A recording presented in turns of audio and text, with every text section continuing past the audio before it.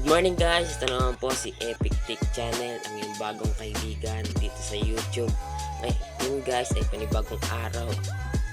Ngayon ay naghahanda po ako para magtrabaho dahil maglalatag naman po kami ngayon ng wire sa wifi.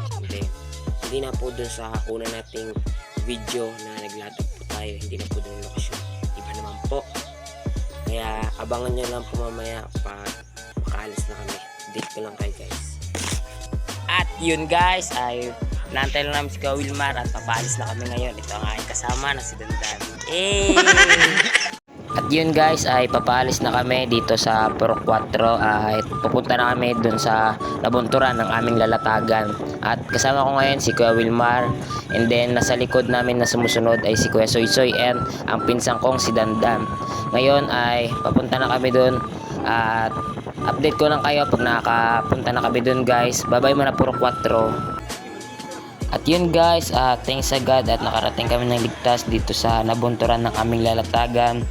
At ito ang aking ginagawa, gumagawa ko ngayon ng iklam para dun sa poste at para malak yung wire na wifi at maging makapit. At yun guys, ito ang aming lokasyon na dito sa nabunturan ng aming lalatagan.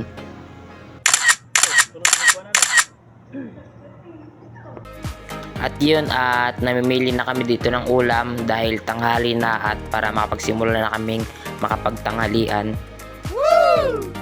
At dito ay kakatapos lang namin kumain ng aking mga kasama at simulan na namin maglatag.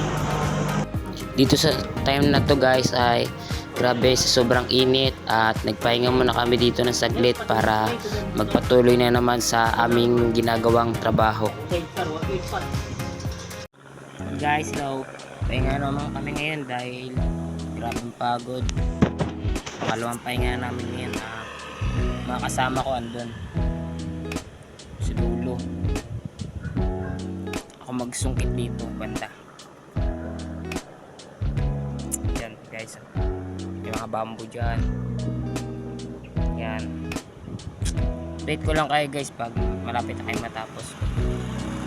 Yun guys, nakarating na pala ako sa yung bahay. Hindi na ako nakapag-video kanina dahil yun nga, nagmamadali kami at paggabi na at wala rin ilaw ang motor ni Kuya Wilmar.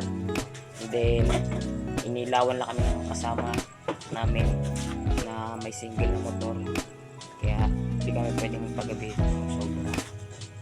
At yun guys, salamat sa inyong panonood. Bye bye.